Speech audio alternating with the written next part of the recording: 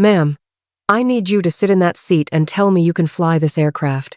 The captain's voice was shaking when he said it, and every passenger on Flight 227 turned to look at Seat 8A, at the tired-looking woman in a gray hoodie who hadn't said a single word since boarding. She hadn't ordered a second drink. She hadn't opened a laptop. She had simply sat by the window with her hands folded, watching the clouds. The way you watch something you've missed for a very long time. Nobody on that plane knew her name yet. In 11 minutes, they would know it better than their own names, and they would spend the rest of their lives telling this story at dinner tables, to grandchildren, to strangers on other flights who couldn't quite believe it. Before we go any further, welcome back to Grandpa's Story Chair. If you believe in kindness, quiet, courage, and second chances, do me a favor right now. Hit that like button, drop a comment, and subscribe, because it's what helps this old chair reach the next person who needs a story like this one tonight. And before we begin, I'd love to know who's sitting with me. Tell me down in the comments what country you're watching from and what city. I read every single one of them, late at night, with a cup of coffee going cold beside me. Somewhere out there tonight, someone from your hometown is reading right along with you, and I think that's a small kind of magic worth mentioning. Stories like this one are the reason I built this chair in the first place, not for the drama, but for the reminder tucked inside it, that the people we overlook are so often the very people carrying us home, if we'd only give them the chance. Now, let's rewind 3 hours, back to a gate at Denver International Airport, on an ordinary Tuesday morning that nobody had any reason to remember, except that by the end of it, none of them would ever forget it. Sarah Bennett arrived at Gate C 40 minutes before boarding, the way she always did, early, quiet, unremarkable. She sat with her back against the wall and her eyes on the door, a habit nobody in her new life understood and nobody in her old life would have needed explained. Old instincts don't leave when you take off the uniform. They just get quieter. She wore a plain gray hoodie, faded jeans, and running shoes with the laces double-knotted the way she'd been taught to knot them 15 years ago, so they'd never come loose at the worst possible moment. Her only carry-on was a small black duffel bag, zipped tight, its strap worn soft and pale from a decade of use. If you looked at her, really looked, you would have seen a tired woman somewhere in her 40s, maybe a school teacher on her way to visit a sister. Maybe someone's quiet aunt flying home for a holiday nobody wanted to talk about too loudly. Nothing about her, said pilot. Nothing about her, said Air Force. Nothing about her said that 4 years ago, this same woman had flown combat missions in an F-16 Fighting Falcon over hostile airspace, 300 hours logged in. An aircraft most people would never be permitted to look at up close, let alone climb inside. She had left all of that behind, folded into a drawer at home along with a set of silver wings she hadn't pinned to her chest since the morning she signed her discharge papers, and walked out of a life she used to know by heart. Sarah was flying to Charlotte to see her father. It had been 3 years since she'd last stood in his kitchen. Not because of some dramatic fight, not because of a single wound. Either of them could point to just years of two stubborn people letting silence become a habit, and habit slowly harden into a wall neither of them knew how to knock down. Her father had a heart procedure scheduled for Thursday morning, and her sister had called 2 nights ago and said 4 words that cracked something open in Sarah's chest that she thought had scarred over years earlier. He's asking for you. So she'd bought a ticket. Middle of a Tuesday, 1 connection, Seat 8A on Flight 227, a window seat, on a plane full of 211 strangers who would spend the next 2 hours entirely unaware of who was sitting quietly among them. Boarding was ordinary, the way boarding always is. A businessman in a navy suit, Seat 8B, dropped his laptop bag on top of her duffel without so much as a glance in her direction, then let out an irritated sigh when she gently moved it aside to make room. His name, though nobody knew it yet, was Craig Ellison, 34, a regional sales manager who had learned to read a room in about 6 seconds and had already decided, without a word exchanged, that the woman beside him wasn't worth the effort of conversation. A mother 2 rows back was trying, and mostly failing, to calm a toddler who did not want to be calmed, bribing him with crackers he kept throwing on the floor. A flight attendant named Denise Carter walked the aisle with the practiced, unhurried smile of someone who had done this exact walk 1,000 times before, counting heads, checking seatbelts, making sure tray tables were up and seatbacks were forward. "Anything to drink before takeoff?" Denise asked, pausing beside 8A. "Just water, thank you," Sarah said, her voice barely above the hum of the engines starting up. That was the only full sentence she spoke for the first 40 minutes of the flight. Craig glanced sideways at her twice, and that time the particular kind of glance people give when they're quietly deciding whether a stranger is worth talking to. She wasn't dressed like the other business travelers around her. She didn't pull out a laptop, didn't check a phone, didn't do any of the small performances people do to signal how busy and important they are. She just sat with her hands folded in her lap, eyes fixed on the window, watching the ground fall away beneath the wing with an expression Craig couldn't quite place something between grief and homesickness, though he had no way of knowing that. "First time flying?" he finally asked, half joking, once the seatbelt sign clicked off. "No," Sarah said, and left it exactly there, no elaboration offered and none invited. Craig chuckled quietly to himself and turned back to his laptop, making the same small, human mistake so many of us make every single day, assuming that a quiet person has nothing worth hearing, when really, quiet is so often just where the biggest stories are kept safest. A little further back in the cabin, an elderly man named Harold sat with a newspaper folded neatly on his lap, glancing occasionally toward the front of the plane where a young mother struggled with her toddler. He didn't say anything, didn't offer to help, just watched the small, ordinary chaos of other people's lives unfold around him the way he had for 79 years, content in his corner of the world. None of them, not Craig, not Harold, not Denise, not the mother with her crackers-throwing toddler, had the faintest idea that the woman in seat 8A had once been responsible, on more than one night in a country none of them could find on a map, for bringing other people's fathers and sons home alive. That was the strange arithmetic of an airplane cabin. 211 people, sealed together inside a metal tube for a few hours, each one carrying an entire private universe of grief and joy and history that the person beside them would likely never learn a single detail of. Most flights end exactly that way, strangers arriving, strangers departing, never crossing paths again, never learning what they missed. Flight 227 was about to be the rare exception. 26,000 feet above the plains of Kansas, the aircraft leveled off into cruising altitude. Coffee carts rattled down the narrow aisle.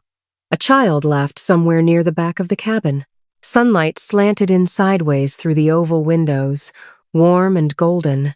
And for a little while, Flight 227 was exactly what it looked like, just another Tuesday afternoon flight, carrying 211 people scattered across 211 separate lives, none of them yet aware that all of those lives were about to intersect in a way none of them would ever forget. Sarah closed her eyes and let herself think about her father, the smell of sawdust that clung to his flannel shirts, the low rumble of the radio he always kept playing in his workshop, the last words he'd said to her the morning she left for basic training almost 2 decades ago. "Come home safe," he'd told her, gripping her shoulder the way fathers do when they don't trust their voice not to break. "That's the only order I'm giving you, understand?" She thought, too, about the last time she'd flown, really flown, hands on a stick instead of folded in her lap. She thought about the sound an F-16 makes at full afterburner, a sound that lives in your chest more than your ears. She thought about the young lieutenant she'd once talked through a night landing with a shredded hydraulic line, how his voice had cracked on the radio and how she'd kept hers perfectly flat because that was the only thing keeping him calm enough to land the aircraft in one piece. She thought about the ceremony where they'd handed her a small velvet box with a folded flag inside, and the quiet drive home afterward where she hadn't cried. Not once, not even alone in the car. She thought about all of that, 30,000 feet above Kansas, in a window seat on an ordinary Tuesday flight. And she had absolutely no idea any of it was about to matter again in the next 11 minutes. 2 rows up, Denise finished her drink service and glanced at her watch right on schedule. Nothing unusual.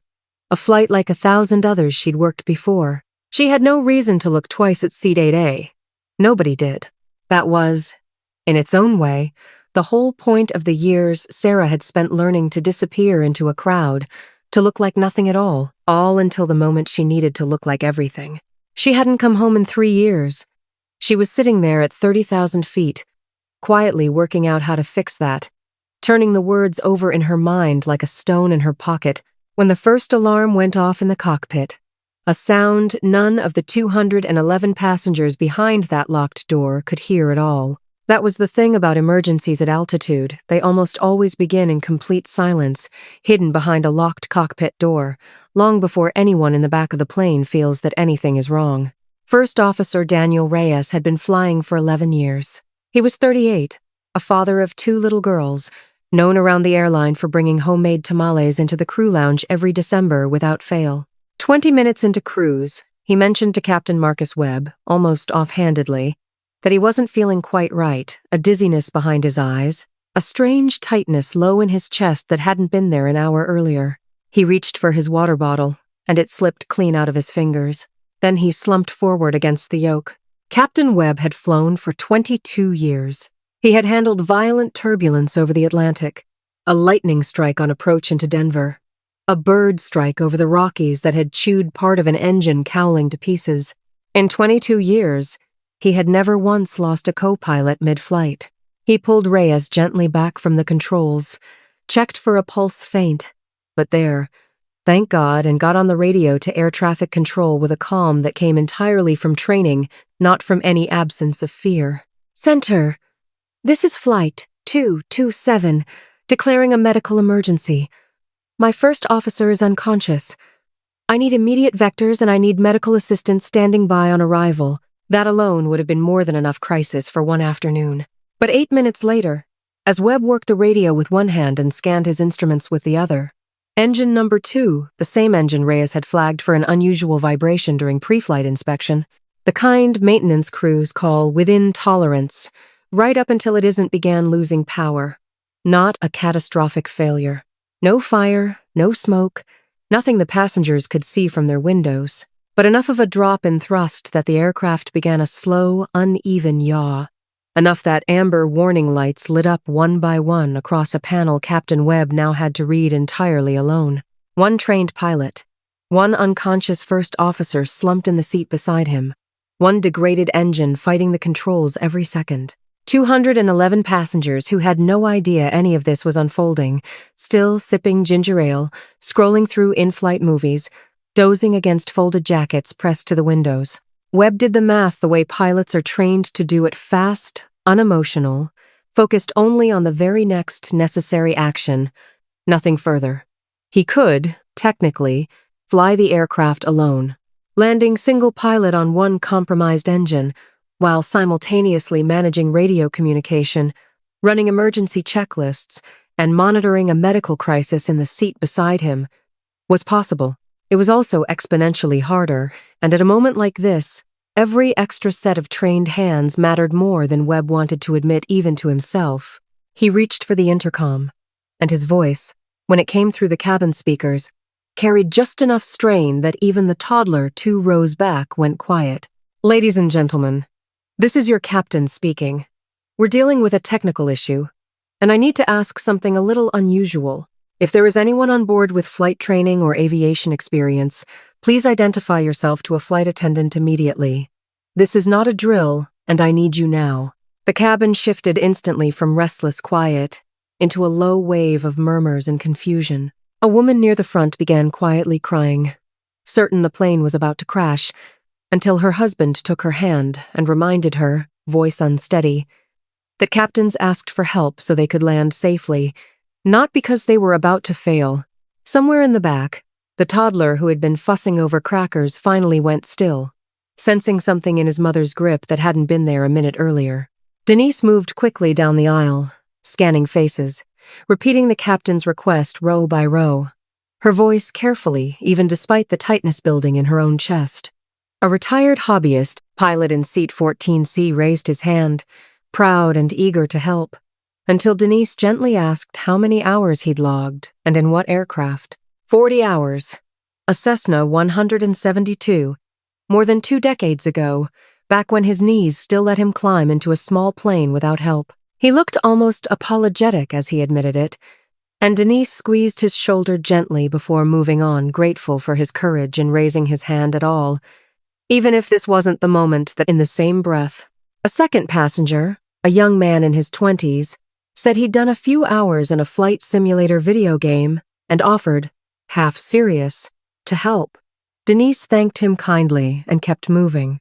The cabin was full of people willing to try, and not one of them, so far, was actually equipped for what was happening 30,000 feet above the Kansas plains. The aircraft dipped again, faintly, and the seatbelt sign chimed back on with a sharp electronic tone that made several passengers grab for their armrests. Denise kept her professional composure even as her pulse climbed, repeating calmly, "Please remain seated, everyone. We're working the situation, and I'll update you as soon as I have more information." It was the kind of sentence flight attendants are trained to say in exactly this tone, steady, unhurried, betraying nothing of what was actually happening, 2 rows and 1 locked door away. Craig, in seat 8B, found himself glancing again at the quiet woman beside him, the one who still hadn't so much as flinched at the sudden dip, while everyone else in the cabin had gasped or grabbed something to steady themselves.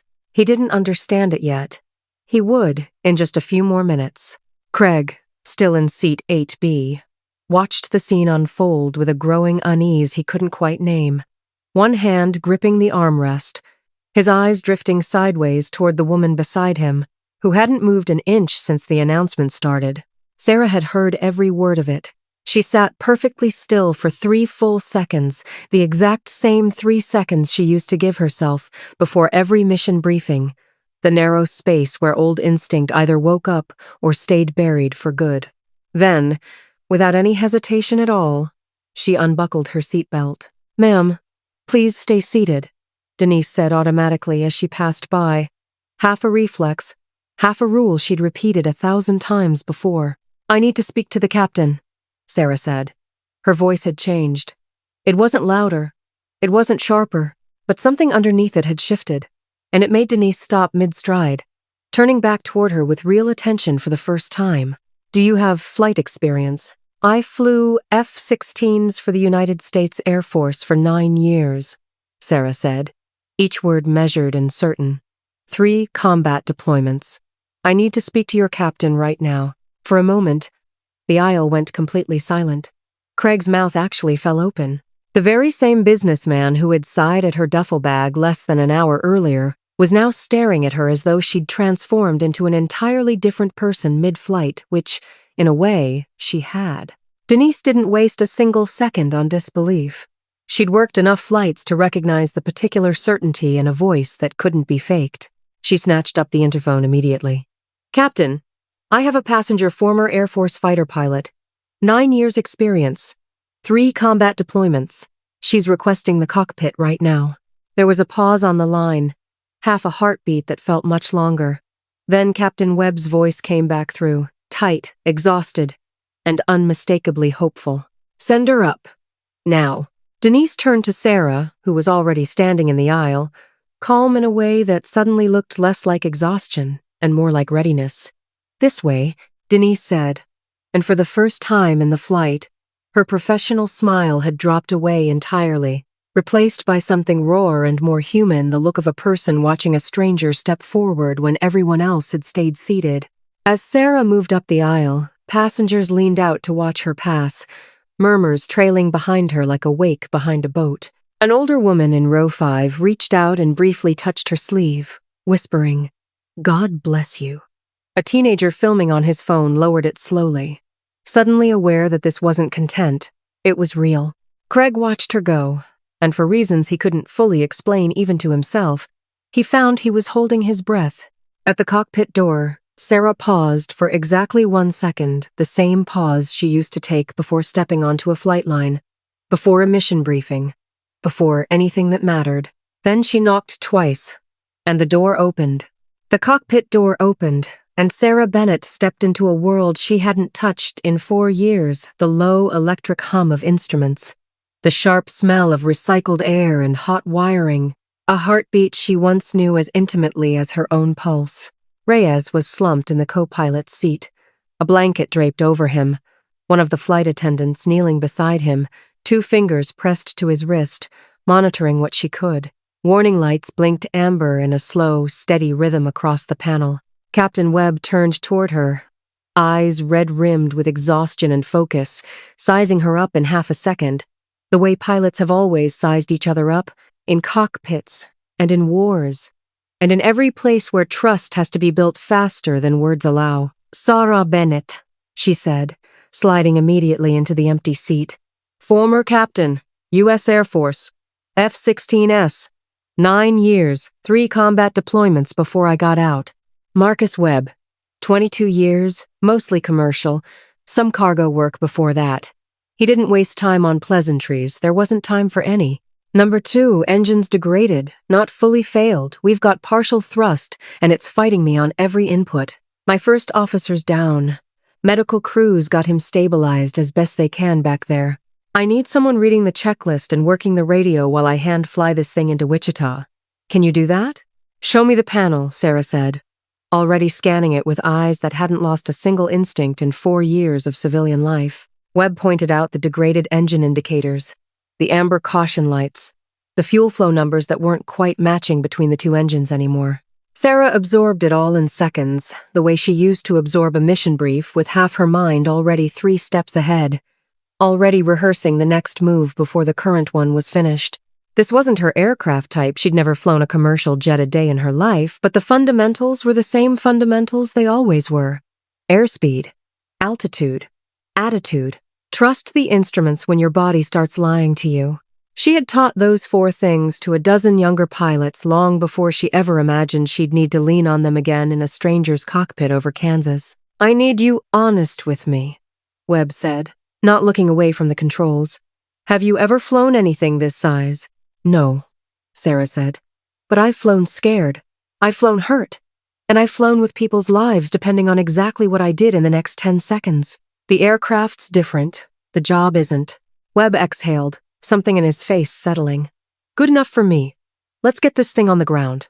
For the next several minutes, the cockpit became something the 211 people behind them would never fully see and never entirely understand. 2 strangers, one Air Force, one commercial, falling into a rhythm built from decades apart, yet grounded in the exact same foundation of training and discipline. Sarah read the emergency checklist aloud in short, clipped phrases. No wasted words. Webb called out headings and altitudes. She worked the radio with air traffic control, translating vectors and diversion options with the same calm precision she'd once used at far higher altitudes, under far worse conditions, with far more than a single engine on the line. "Kansas City Center. Flight 227 requesting immediate vector to nearest suitable airport. Single engine degraded thrust. Medical emergency aboard. Request priority handling and emergency equipment standing by. Copy Flight 227. Turn left, heading 270. Descend and maintain 8,000. Wichita Eisenhower is your nearest suitable field. Emergency services being notified now." Sarah relayed it instantly, word for word. No hesitation. Webb banked the aircraft into the new heading, and the plane shuddered, not dangerously, but enough that gasps rippled through the cabin below.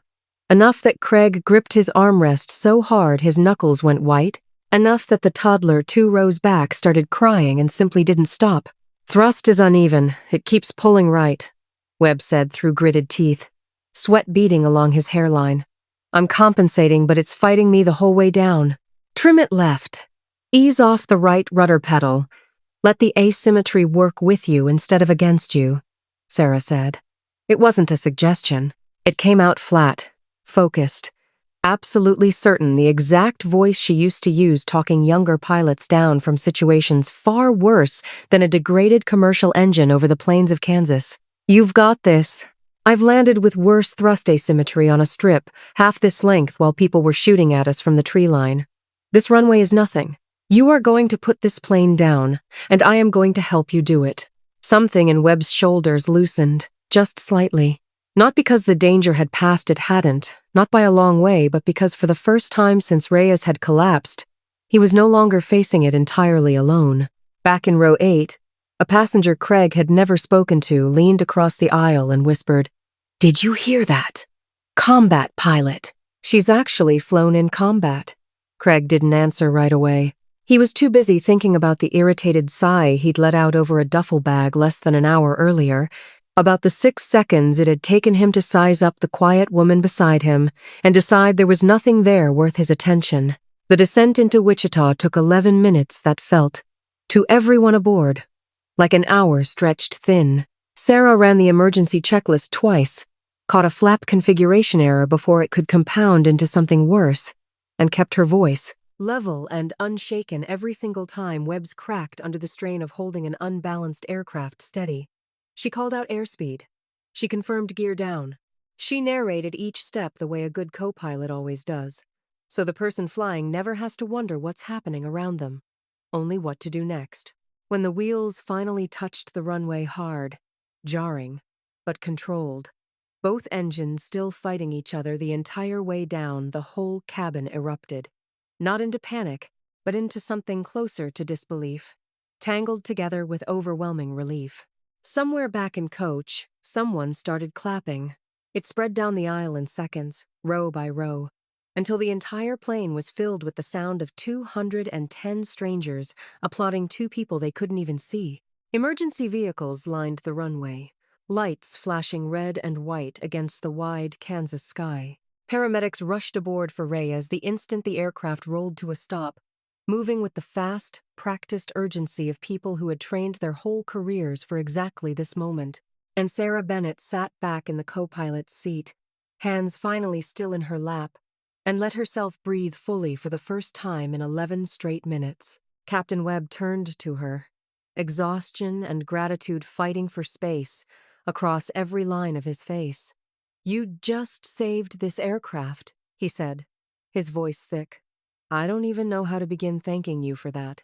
"You didn't need saving," Sarah said quietly, watching the emergency lights flash against the windshield.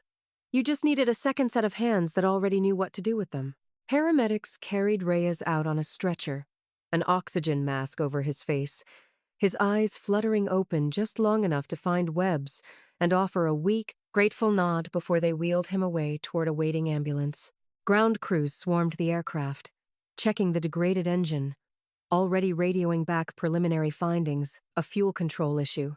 Rare, but not unheard of, the kind of failure that becomes a training case study rather than a headline, because two people in a cockpit had refused to let it become anything worse than that. Webb sat back in his seat for a long moment, hands finally still on his knees, staring out at the emergency lights bathing the tarmac in red and white. 22 years, he said quietly, almost to himself. Never had a flight like this one. Most people don't, Sarah said. That's the whole point of training for it anyway, so that if it ever happens, it doesn't have to be the worst day of anyone's life. Denise stood by the cockpit door as it opened, and when Sarah stepped through, she reached out and took both of Sarah's hands in hers for just a moment. No words needed. In 11 years of flying, Denise had never once had to make the announcement she made next, and she didn't try to make it fancy. "Folks," she said over the intercom, her voice thick, "I want you to know the passenger who just walked out of that cockpit is the reason we're standing safely on this runway right now. I think she deserves to hear that from all of us." Word of what had happened in the cockpit moved through the cabin faster than any announcement could have managed it. By the time Sarah stepped back through that door, the entire plane already knew her name. There was no applause line waiting for her, no dramatic speech, when Sarah finally walked back through the cabin toward her seat. Just 210 passengers looking at her differently than they had 2 hours earlier, not with pity, not even with simple curiosity, but with something quieter and steadier than either of those. Respect, plain and unhurried. Craig stood halfway out of his seat as she approached, awkward, clearly unsure what to say to the woman whose duffel bag he'd shoved aside without a second thought less than 3 hours earlier. "I'm sorry," he said simply, meeting her eyes for the first time all flight. Earlier, I didn't know." "You couldn't have," Sarah said, and there was no anger in it at all, only tiredness, and something almost like forgiveness already extended before he'd finished asking for it. Nobody ever does until they need to. She sat back down in 8A, the same seat, the same window, the same gray hoodie, but something in the air around her had shifted completely, and it had nothing to do with the flight itself and everything to do with finally being seen. A little girl from a few rows back, maybe 6 years old, walked shyly up the aisle before the plane had even finished taxiing, and held out a crumpled drawing she'd made during the flight, a stick-figure airplane with a big yellow sun beside it. "For the pilot lady," she said, and pressed it into Sarah's hands before running back to her mother, giggling. Sarah held that drawing gently the rest of the way to the gate, and something about the small, uncomplicated kindness of it undid her more than the entire emergency had. The airline's regional director met her at the gate in Wichita personally, along with 2 uniformed officials who wanted a statement, a report, contact information for a formal commendation that would take weeks to process through the proper channels. Sarah answered every question patiently, but declined the offer of a hotel room and a later flight, of media attention, of the small fuss that was already starting to build around her. "I just need to get to Charlotte," she told them simply. "My father's waiting."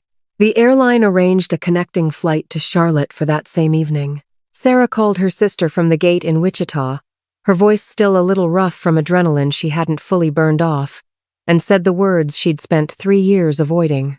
"I'm coming home. Tell Dad I'm coming home." When she landed in Charlotte that night, her father was waiting near the gate, not technically supposed to be, but hospitals bend their own rules sometimes for men who might not get another chance, and someone, somewhere, had quietly made a phone call on his behalf. He looked smaller than she remembered him, older, the sawdust and flannel version of him from her childhood, replaced now by a man in a hospital wristband with tired eyes. But when he saw her walking toward him, he didn't say a single word about 3 years of silence. He simply opened his arms the exact same way he had when she was 7 years old, and said, "You came home safe. That's really all I ever asked of you." She didn't tell him about the flight that night. Some stories aren't meant for right away. Some need time to settle before they can be spoken aloud without the voice breaking. But months later, at a small family dinner, with her father fully recovered and her sister rolling her eyes fondly at another one of Sarah's Air Force stories, she finally told it in full, the alarm nobody in the cabin ever heard, the request nobody expected a quiet woman in a gray hoodie to answer, the 11 minutes where a stranger in seat 8A became the reason 211 people made it home safely to the people who were waiting for them, too. The moral of this story was never really about combat pilots, or emergencies, or dramatic landings on a Kansas runway. It's about the woman in the window seat you never bothered to talk to, the quiet neighbor you never really got around to knowing, the stranger whose entire life story you decided you understood after 30 seconds and one sideways glance. Every single one of us is carrying whole lifetimes that other people simply cannot see, from the outside training, heartbreak, courage, quiet sacrifice folded up carefully, like a set of wings kept in a drawer, waiting patiently for the one moment the world finally needs them again. Be a little slower to judge the quiet ones sitting beside you. Be a little kinder to the strangers you'll never get a second chance to know. You never do know whose hands you might need one day, or whose entire life you could change simply by making room for them, instead of sighing and pushing their bag aside without a second thought. Sarah kept that little girl's drawing. She had it framed, eventually, and hung it in the hallway of her father's house, right beside a photograph of her in uniform that her father finally, after 3 years of silence, asked her to bring out of the drawer and put up on the wall where it belonged. He told her once, not long after his procedure, that he didn't need to hear the whole story to know the kind of person his daughter had become. He'd known it the moment she stepped off that second flight and walked toward him across the terminal, the same way he'd known it the morning he told a 19-year-old girl to come home safe and watched her walk away to become someone the world would eventually need in ways neither of them could have predicted. If this story touched your heart even a little, please leave a like and share it with someone who still believes kindness matters, because stories like this one only travel as far as people like you are willing to carry them. And before you go, I'd love to hear from you. Comment below. Kindness still exists if you believe even one good act can change someone's life. Do you believe that? I really do want to hear your story too, whatever it is. This has been Grandpa's Story Chair. Thank you for sitting with me a little while longer tonight. I'll see you in the next story.